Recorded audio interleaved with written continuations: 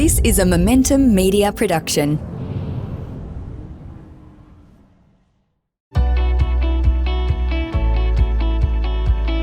Welcome to Property Showcase, the podcast that brings you closer to the service providers that can inform your decisions about how you buy, manage and research top investment opportunities. Be informed and become a better investor with Property Showcase. G'day all and welcome back to another instalment of the Property Showcase. I'm your host as usual, marketing and media strategist here at Spark Property Investment, Tom Gilmore. Guys, I've got quite a cool episode today. It's going to be a little different from the norm and it's going to be centered around a little bit of a Christmas gift you can give the old family member, the old friend, the old person who probably wants to get into the property investing game themselves. To help me sort of, I suppose, break down this, product or topic is a huge fan favorite here at smartpropertyinvestment.com.au. His name is Lachlan Vidler, and Lachlan Vidler is the director of Atlas Property Group. He is also the now finalist of Buyer's Agent of the Year 2022. We're itching to see if he's going to be the winner come soon. We'll have to find out, wait and see. He is also quite recently, very, very recently, acquired a lovely position on the board of Pippa. Lachlan, mate, how are you going? Good, mate. How are you? Yeah, really well, thank you, mate. It's that's quite a resume you started building for yourself there. It's a long intro. I might need to shorten it up in a few different spots, but we'll keep it for the time being. Exactly. Now, to all of you tuning in, what I'm talking about, I said a product, a story. It's a bit of a different sell, this one, but we're actually going to be talking about Lachlan's book here, A Military Guide to Property Investing. And we're not going to do an audio book here for you. We're not going to sit here and read through every single word. That's what I kind of want all of you listening to actually do yourselves. But what we are going to do is break down chapter 5, which is also called Excellence within A Military Guide to Property Investing. Now, the reason why we picked out this chapter is because, for better or worse, or for lack of better words, I should say, whether you're a new investor, perhaps you might be a little bit savvy with 2 or 3 properties underneath your belt, or perhaps you just really like reading property investing books, this chapter probably would stand out to you. Now, we're going to break down a few different areas here. We're going to be breaking down new versus established. We're also going to break down very quickly the property portfolio strategies, which Lachlan, he himself, has utilized not only within his own portfolio, but of course, something that he interacts on a daily basis with his clients. And then we're also going to break down quite a juicy topic, macro and micro factors that influence the property market. So this is a bit of a taste tester for you people tuning in. Lachlan, I want to start with new versus established and how this all came to be inside this book, mate. Well, it's the classic argument, isn't it? You stand around the barbecue and somebody stands up and goes, I just bought a brand new house and land package out in wherever it is. And then another person stands up and goes, hang on a minute, I've bought an established property. And then everyone who doesn't know anything about property sits in the middle and watches them fight it out like a heavyweight boxing match. Are you expecting this same sort of conversation to be happening at Christmas time, mate? Is this the fight around the table that you're anticipating? Well, I'll tell you what, if the family hasn't read the book, that's what the fight will be about, not about new versus established. I hope so. But no, mate, that's it is a common debate and it has been for long since before I've been born and you've been born for sure. But we all have a bit of a stance on it. But could you probably break down, and you can obviously, anecdotally refer to the book here. What's the difference? Why is this so important? Well, I think the big argument comes about is, one, house and land package companies, they have some good advertising. They have some good marketing. They bring people in, they promise the world. And I'm not going to sit here and I'm not going to categorically say one is better than the other, but I will say as the spoiler that I do believe that established is a lot better, and there's a few good reasons and we're obviously about to go through them.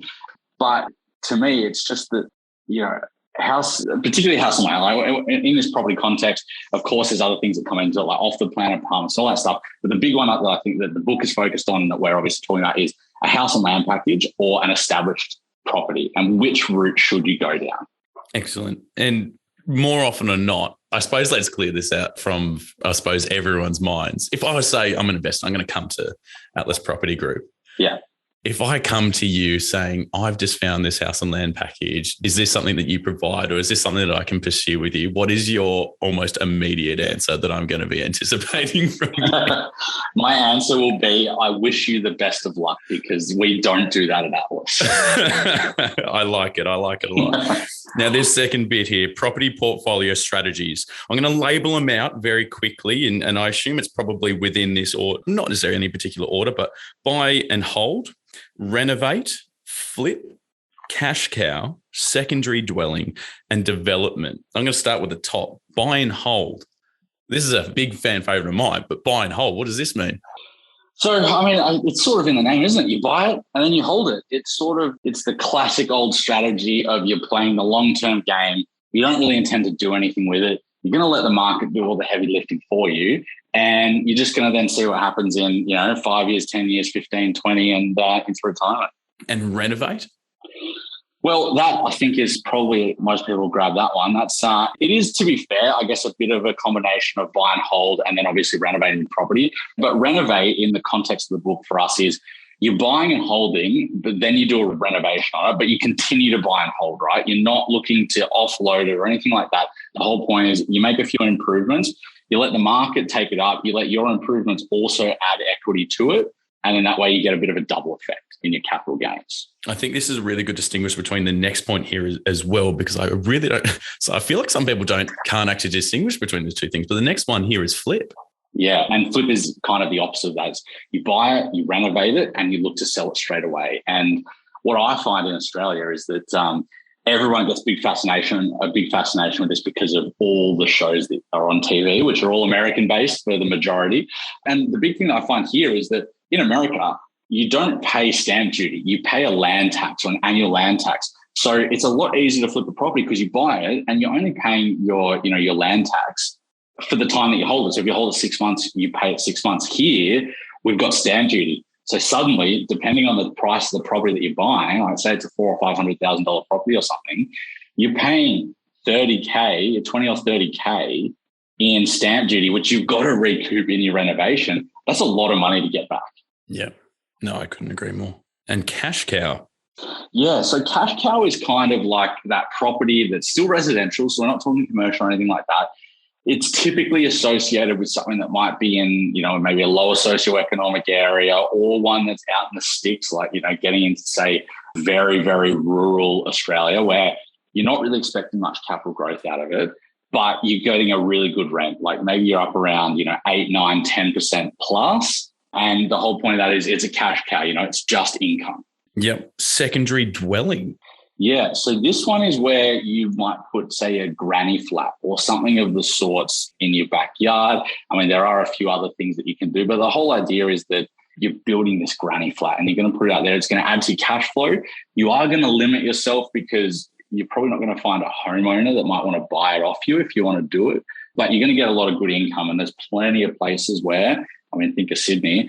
If you had a nice little 2-bedroom granny flat out the back, people would pay a pretty penny to rent that. Yeah, I agree.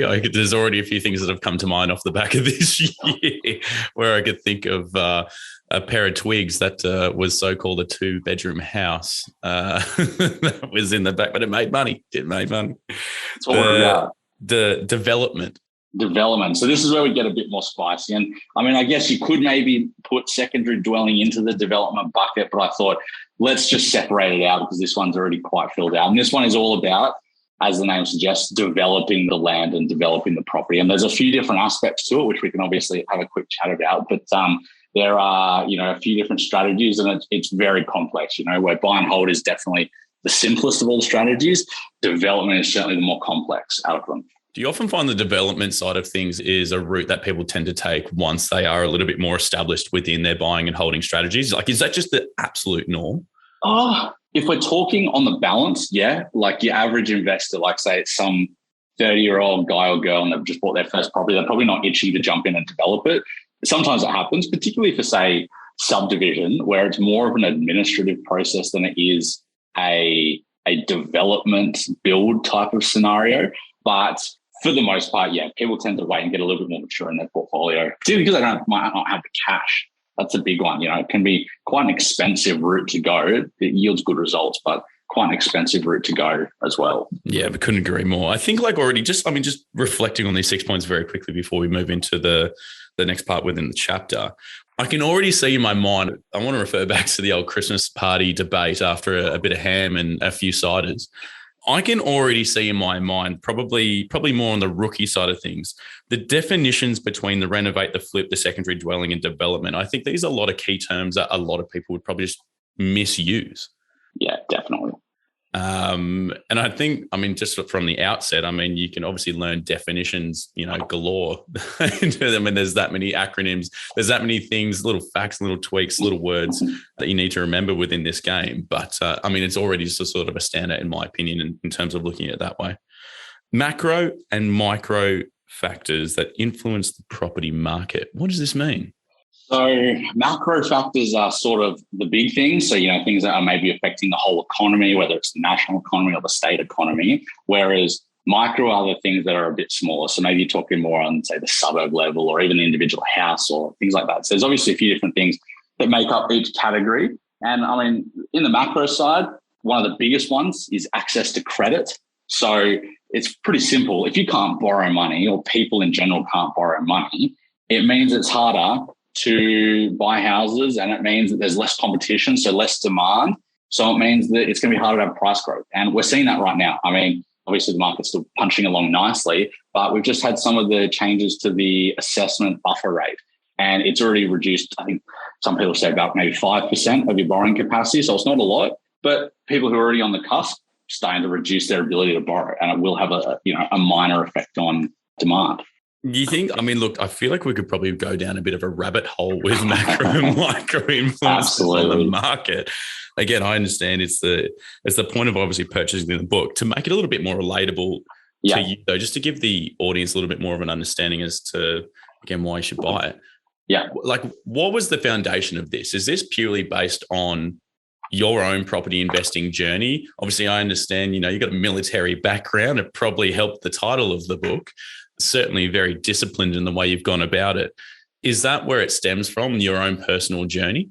Part of it, yeah. I think the other part is my own educational background. So I've got a business degree, I've got a master's degree in finance, and I've also got a graduate certificate in property investment. So for me, it meant I was able to look at this book and go, hang on a minute, let's obviously overlay the personal experience and the professional experience, but let's also bring in a bit of formal education to the space. So the book, it is filled and littered with terms that are the formal words to use, the official jargon and official definitions, things that people literally, and me included, when spent thousands of dollars on to formally learn. And it's, it's in this book, it's nice and accessible. And that was the point. Give something to everybody who, if you know nothing, you can pick it up and learn a lot. If you already know a lot, well, if you pick it up, I guarantee you'll probably still learn something.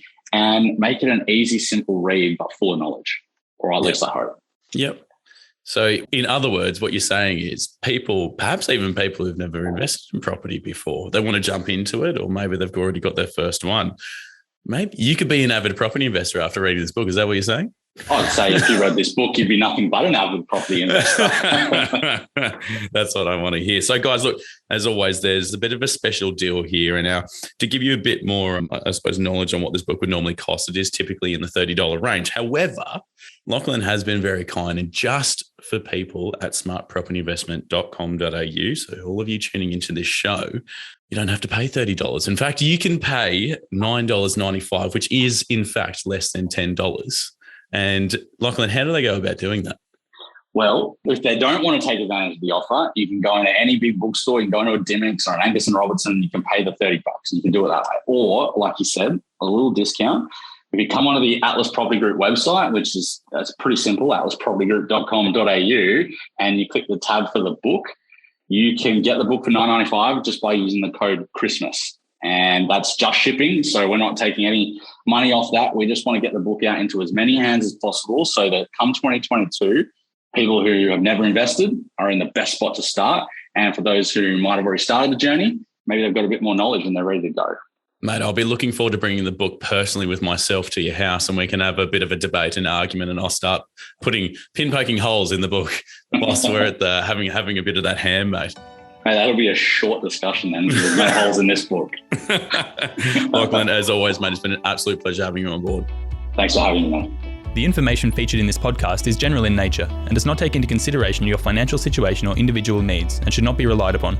Before making any investment, insurance, tax, property, or financial planning decision, you should consult a licensed professional who can advise whether your decision is appropriate for you. Guests appearing on this podcast may have a commercial relationship with the companies mentioned.